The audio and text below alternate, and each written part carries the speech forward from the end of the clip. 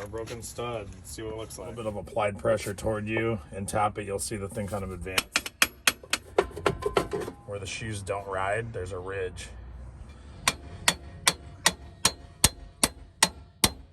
And then we're just gonna use a series of washers. And then we're simply just gonna slide this in the back and just get ready to tighten a lug nut on it. The nut turns down. This will advance forward as we're tightening it.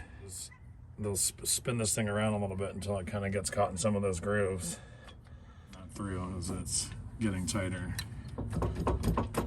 Yeah, definitely don't see any daylight in there. 1/2-inch breaker bar with a 13/16 for your lug nuts. A few washer look and make sure the piece is all the way seated on the back. That's fully seated. To